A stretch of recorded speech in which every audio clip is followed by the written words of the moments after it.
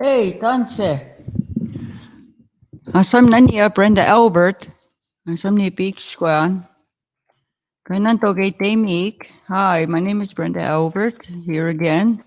Don't mind me talking, but I liked it. Not very good at English. But anyways, I would like to share something with you. First, I'm going to read you a story. Okay. This one is called Makwa Talks to the Loon. And then when I'm done reading this story, I'm going to go through some verbs with you using the word ni, ki, we. Okay, how to use those verbs. Okay, this story is called Magua Talks to the Loon.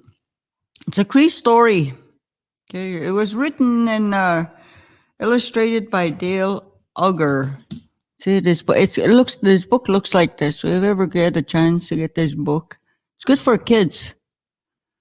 So here we go. And there's some Cree words in here, but there's do the translation. Okay, Kayas. Long time ago, this happened in a place called Kitaskino, which means our land. A young man named Kayas, whose name means long time ago, lived there. This young man had been given a gift that made him a talented hunter. He knew the ways of the beings he hunted.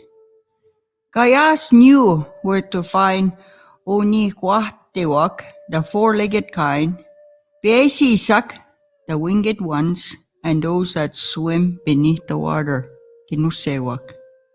He even knew how to talk with them in their languages. Kaski tau tapit skut o epik squatat. Using his gift, Kayas provided food, shelter, and clothing for his people. Whenever the people were hungry, Kayas would go hunting and bring them food. The people felt grateful when Kayas brought the food back to them, and over time, many others throughout the land came to know of his great hunting skills. All the people spoke well of Kayas because he was so skillful and so generous. And the woman always praised him as he walked through the village. Kayas loved this kind of attention. But pretty soon, Kayas loved the attention more than he loved hunting. After a while, Kayas stopped getting up early to go hunting, choosing instead to stay in the village, walking back and forth, listening for the people's praise. Emeta entota ema michimit. That's how you say that. Then the people started getting hungry, and they wondered why Kayas wasn't hunting anymore. The people stopped praising the young man and started to say to him, "Hey, Tomachi, you should go hunting instead of sitting around the village. The baskets and the drying racks are empty. Namaki Guaya still. Guchimit Sogea. What are we to eat? We are hungry. Nuktegatanan." Kayas replied, "I can go hunting anytime I want. I can find the beings of our land anytime I want, for I am a great hunter." So the next morning, Kayas awoke early and set off on a hunt. Sadly, Kayas came back that evening with no food. Kayas had lost his way. One sit, and he didn't know where to find the beans anymore. Kayas could no longer speak with the four-legged kind. He didn't know where to look for the winged ones, and he couldn't find the water beings,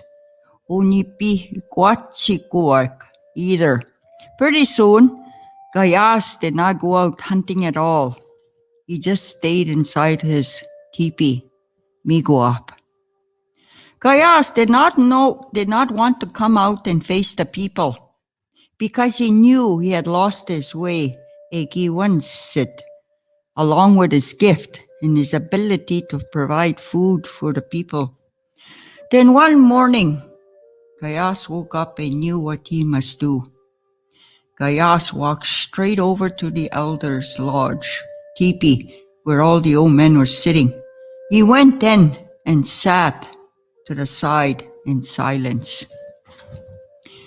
Gihtayak, the elders did not greet Kayas when he came in, as they had been watching him from a distance for some time and knew what he had come for. They continued to say nothing and just let him sit there, quietly thinking about his situation. After some time, one of the elders leaned over to him and said, "Nusim, danse, grandson, hello." Then the elders asked Kayas to sit with them. "Asam, bewitapn nanuta." "Nusim nan, my grandson," they said, "we are glad that you have come. We've been watching you, and we know that you've lost your way in your ability to hunt." The Gihtayak Senuak, the old men, then prayed with Kayas, offering him the power of the loon spirit.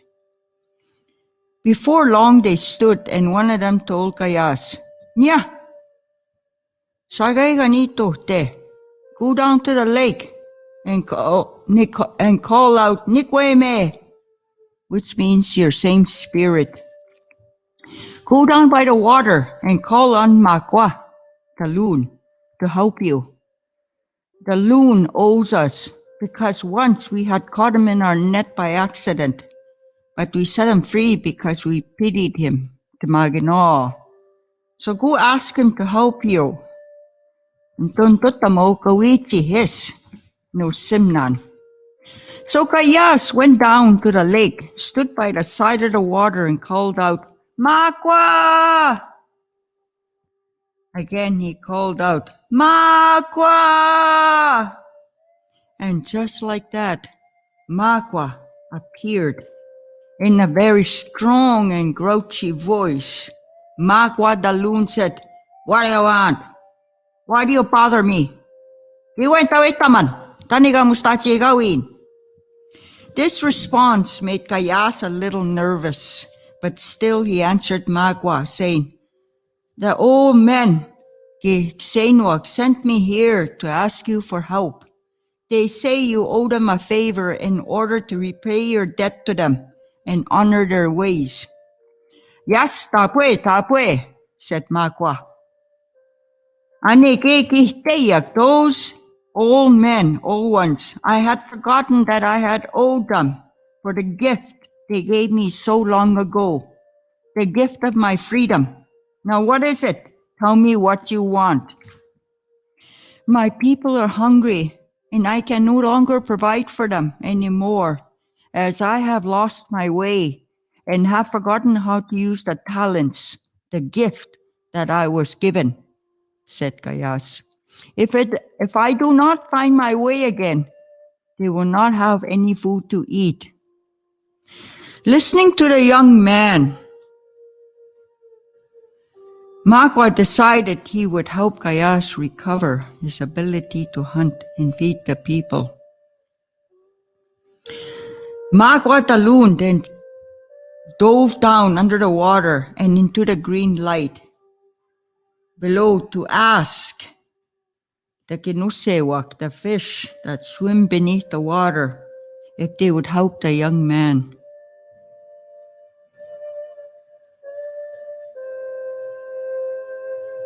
But after some time, Magwa returned. He told Kayas that kinusewak, the water beings, had agreed to help him feed the people.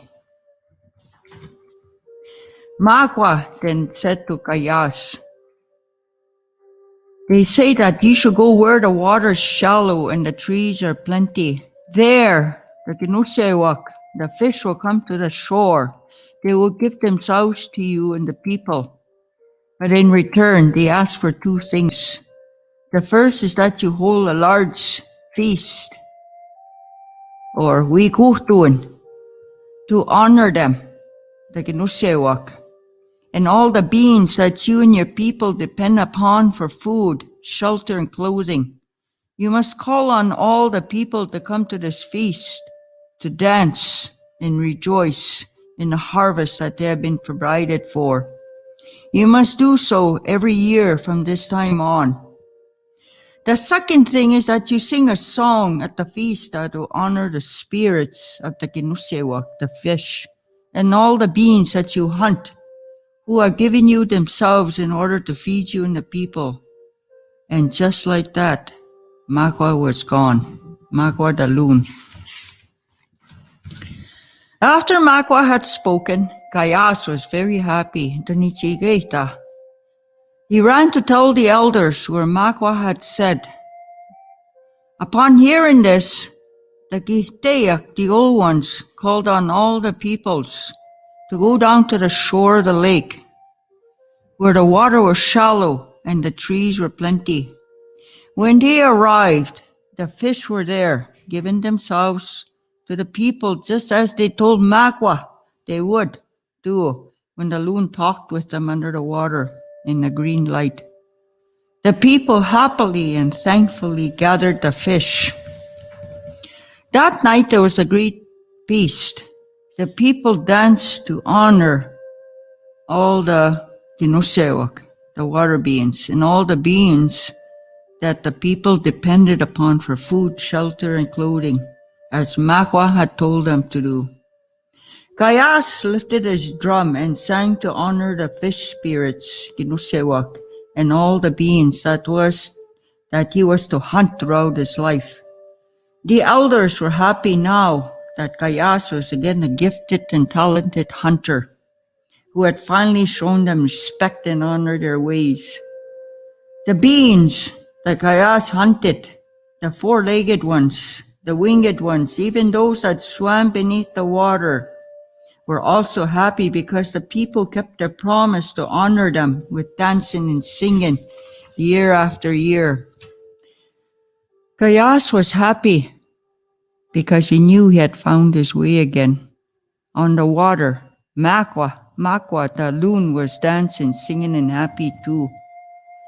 Both Kayas and Makwa felt free, for they had repaid their debts and come to realize that one's gifts may be lost if they're not honored and cherished. Examma. So there was a moral to this story, Kagetsumu. You know, every story that we were told, there was always a lesson or a moral. The moral to this story, from what I picked up, is kananaskumwa. Igimigustik, igimiguaho, kakyon pisiskisak, piesisak, kinusewak, kapmihatsk, everything. All these living things, they gave themselves to us, for us to eat, to survive on. But we in turn, as Shinuak, we have to give thanks to them. You know, kaya sigito man kihteag, napesawa, a boy, when he makes his first kill, muy mat. You know, when the boy makes his first kill, to share that food and to give an offering to the animal, to give thanks. Kananaskumut. Imi kuset kampahat. Same thing with any kind of animal we take from the land. You know, they were a gift from the Kuhtawino for us to survive on. So with that, I would like to thank you for listening. Now we'll move on to the verbs. Well, I'm going to use 3 ways. I'll say the verb itself, and then I'll say I, you, and they. Okay? So we can start off with the first one. The first word is nganipo. Now stand up. Is the word sigaho. The verb sigaho means to comb the hair. And if you're going to say, I comb my hair, I got my sigahon here, I'm going to say nisigahon. So I comb my hair, nisigahon. If you're gonna tell somebody, comb your hair, gisigahon. And if it's a whole bunch of them, we sigahoak. Okay? So the next verb, minihque. The verb minihque means drink, which usually means water. Okay? I drink ni minihquan. You drink ki minihquan. They drink minihque wak. Okay? Next verb, pahpe. Laugh. I laugh ni pahpin. You laugh ki pahpin. They laugh pahpuak. Next verb, metawe. Metawake, I mean. Okay. Play. Ni metawakan. I play. Ni metawakan. Ni metawakan. You play. Metawake wak. They play. Next verb, aimichige. Read. I read. Ni taimichigan. You read. Ke aimichigan. They read. Aimichige wak. Next verb, nikamo. Sing. I sing, nikamon. You sing, kikamon. They sing, nkamuak. Next verb,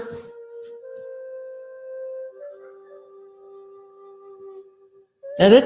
Okay, I guess that's it. So,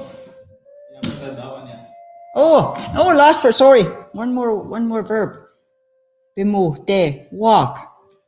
I walk, ni pimuhtan. You walk, ki pimuhtan. They walk, pimuhte walk. Okay.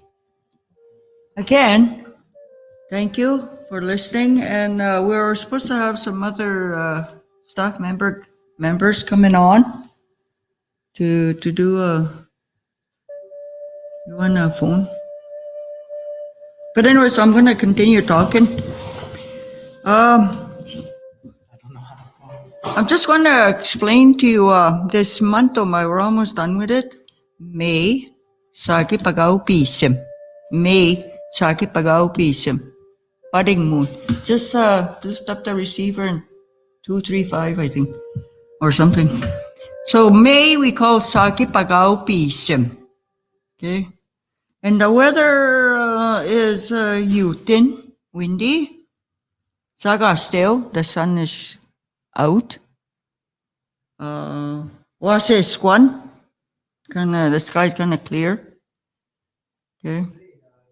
So it's a little bit chilly for out there. Okay. And we're almost, school is still, we still have no students with that. So if anybody has any questions, please. Oh, don't forget we have challenges. We have challenges that are happening in this school, and it's for all the students to participate. This last week we had a nature scavenger hunt. There was a list of things that students had to find and post them. And then this week we have 4 staff members that organize their cleanup. They call it Cleanup Glow Up Challenge, where they have to take a before picture, they clean up their yard, and then after. And then they'll be rewarded for having a clean yard. both back and front, I guess. And then the week after, then we have 4 staff members coming up. They're going to be discussing their challenge, so please listen carefully. This is for the community members to participate in this challenge. Something to do with a tower, rock tower challenge. These Tina Bull will and Barry Shingos will explain that. Darlene Rose Okimesim, Sikot, we'll announce it. Not Muisemak. We're not going to close it down right away. We'll probably go almost to the end of our last day is June 25th or that, so probably just before we close down, we'll let you know. And yeah. So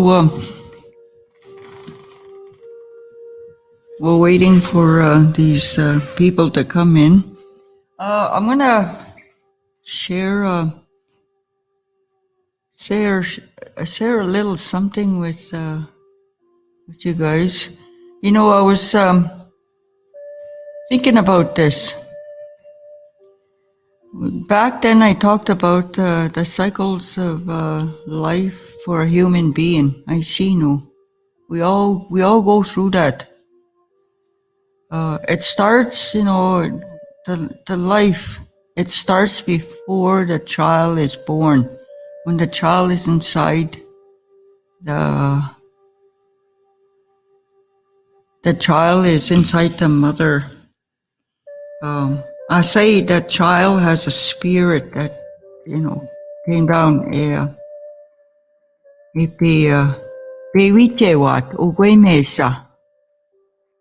That's what I was told. You know, when the child is born, that's why the mother is treated with the utmost respect, man. When she's with child. My mom and my kukum used to tell me, "Say don't get mad, or else your baby will come out being mean and, you know, never happy. Be happy, because whatever you feel, your child will feel that, you know, anger feelings. So always have happy thoughts and laugh, you know." You know, there were we had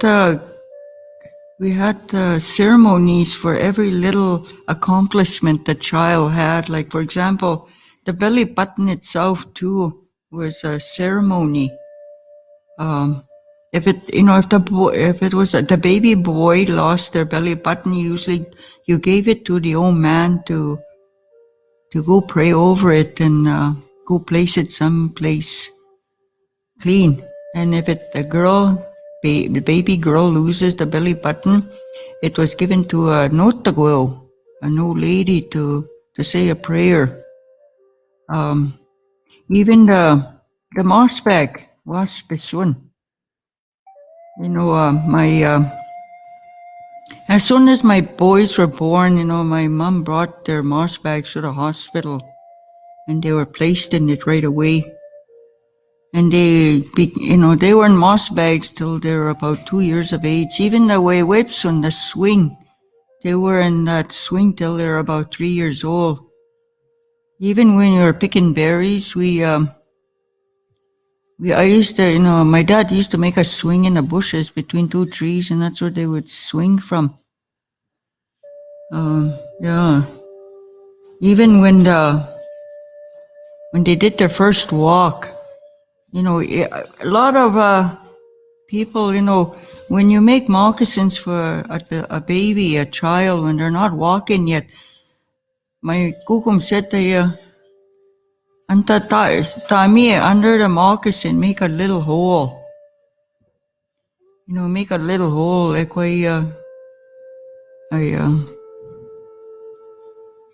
yeah, Utsi, I'll talk about that, Utsi.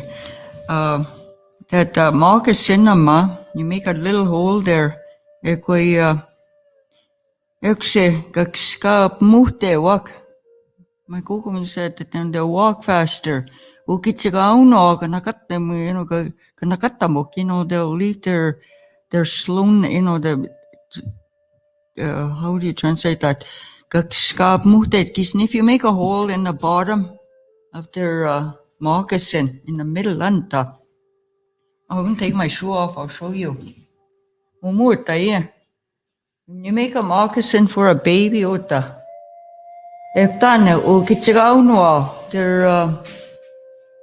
this way they walk faster, they walk faster, and their slowness comes out of that hole in the middle.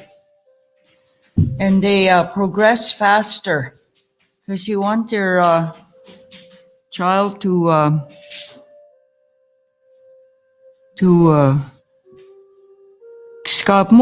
be able to try and be independent and to progress in their life, to be able to move fast, to move into continue with their life cycle. Their belly button. There was when you're in a hospital, like they put this stuff on there, and they put a clip there. My mom, she used to, my kukum knew this medicine where saman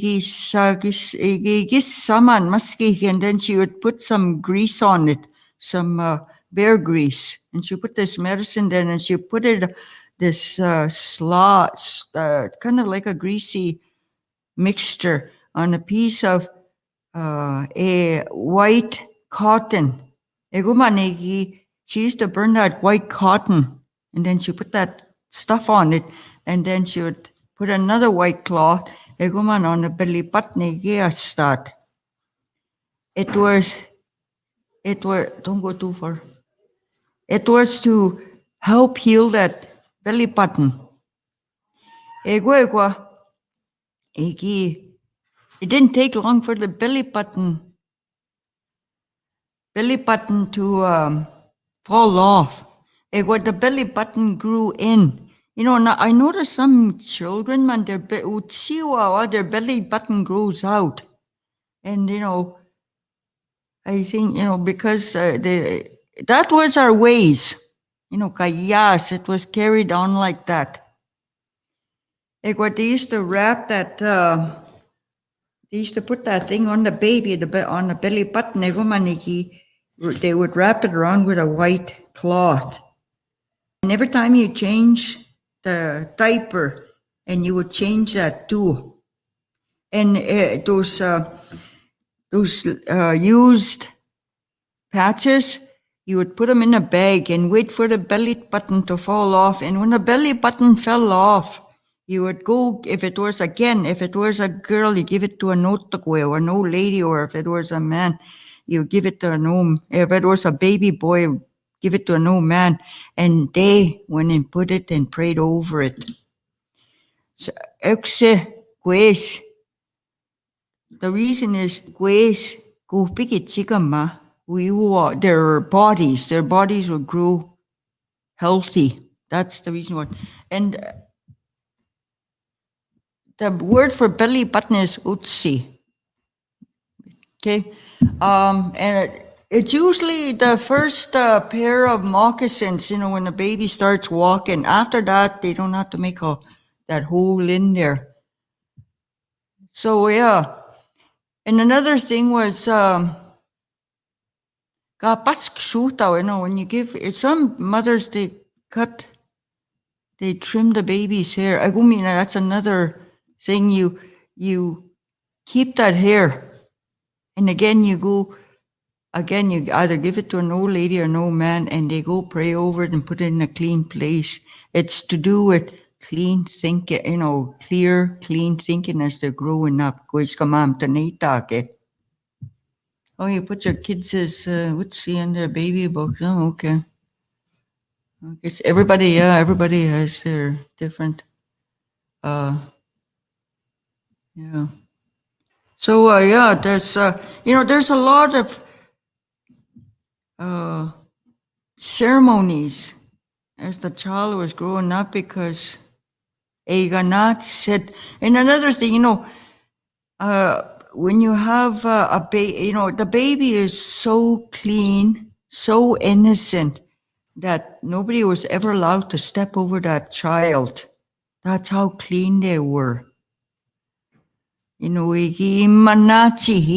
were so held and, they were so revered as powerful little spirits. But at the same time, they were, their bodies were not strong. It was their spirits that were strong. And another thing I was told, these thunderbirds, ipe sim. I always remember that word ipe sim. Well, if there's thunder, you place your child at an angle. You don't put it on the baby on the back because you're exposing. That's how powerful those thunderbirds are. They could scare that baby. Okay. Oh, what does it say? I heard baby teeth can be saved for the cycle of life at time of passing and burial. I didn't, this tooth fairy, or that's Nehiyawetan. I didn't grow up with a tooth fairy. Yeah, all these, anything that came or fell off the child, any of their things, it was always given to the old people. They knew, they pray for it, so they go place it in a clean place. The key is praying in clean place. So yeah, so I'll stop there. Sorry, I'll stop there, and we have two staff members here that will introduce themselves and talk about it. So come here. Hasta Mick. So I'll talk to you people later. Mustas. By the way, you don't have a word for goodbye. We always say mustas. And that's another thing. I wanted to explain that. I explained that to my grandchildren. That word goodbye. We don't have a word for goodbye in our language. The only time, my mom and my kuko, like I said, they used to tell me, goodbye. The only time we say that, goodbye, is when the person leaves this world, physically. We never going to see that person again. If you're going to, my friends or my colleagues who know the I always say mustas, later. Okay? And so, tapwe, mustas. Nung ako maganak.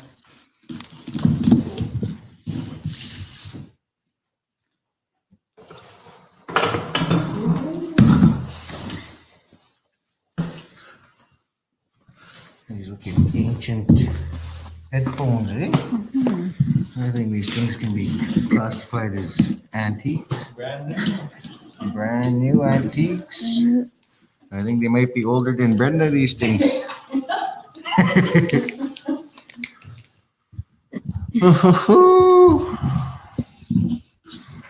Our little paper.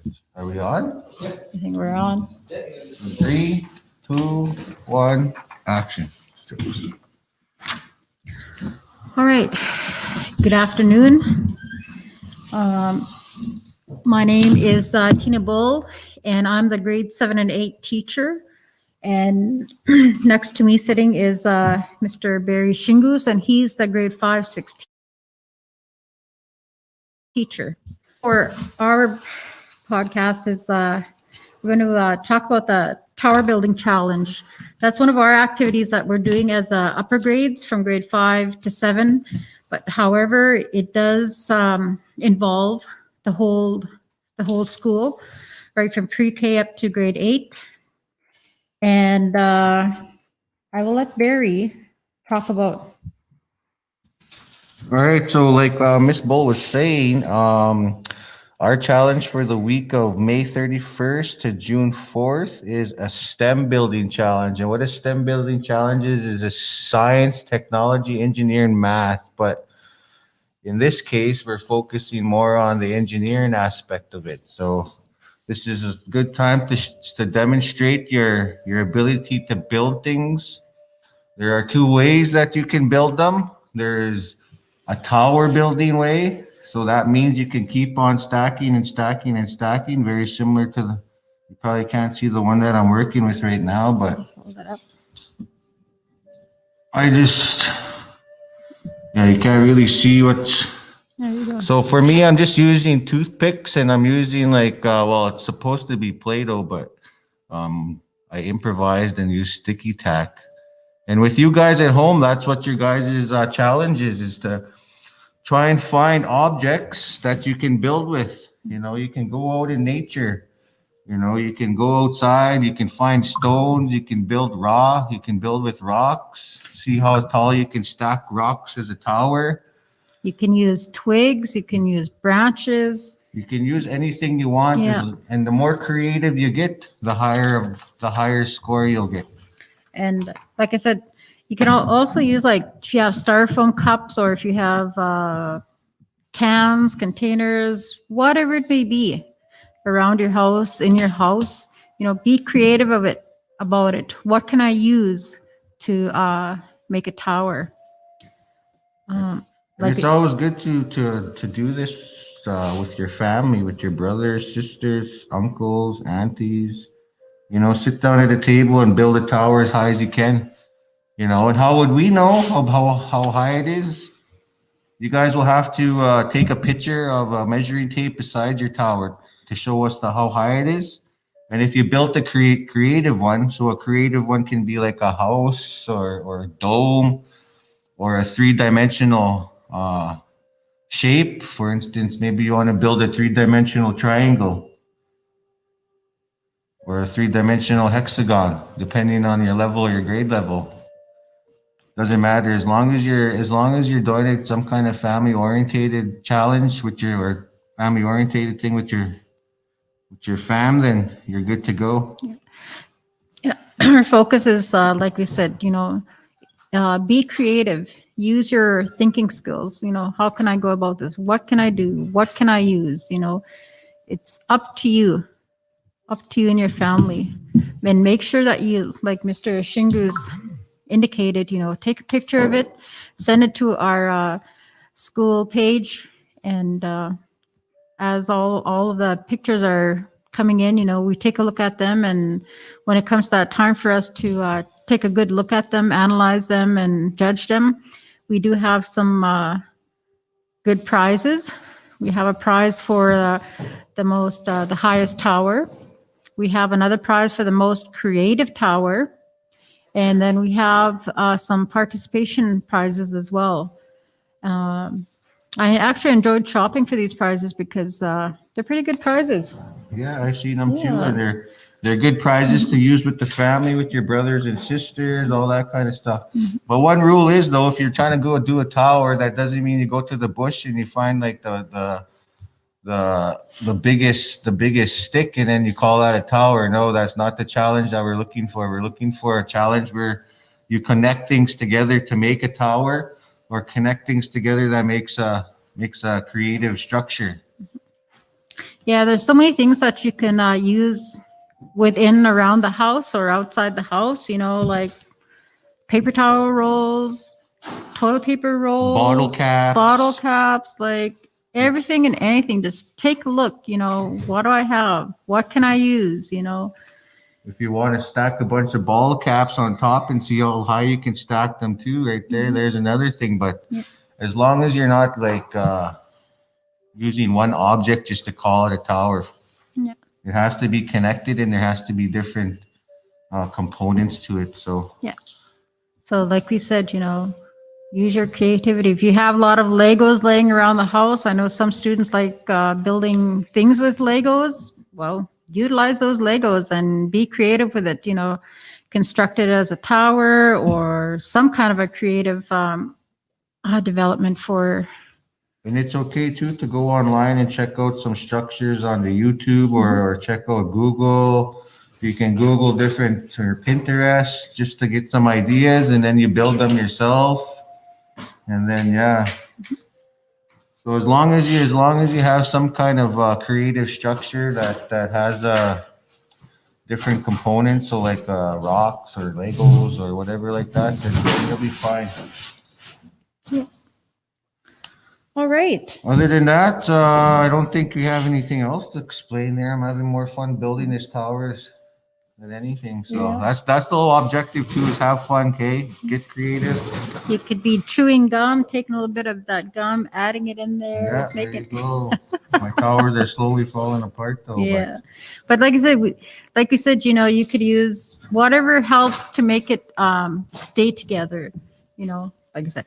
So Be there's gum. like it's slowly getting up there, but they're slowly falling side to side. But hey, look at that. Could be the creative aspect of Yeah. it. Okay, so there you go. Get creative. Show wow us. And we've also sent this information in the homework packages. The teachers have received them, and they should be sending them home in their homework packages as well. So take a look at them, read them, go through it together with your child or children. Start brainstorming. What can we do? What can we use? How can we go about it? Things like that. So make sure you take that picture, send it to our school page. And with that, good Yeah, luck. that's all I got. Yeah. Good luck and Have do your fun. best. Have fun. Yeah, Yeah. there you go. Okay, awesome.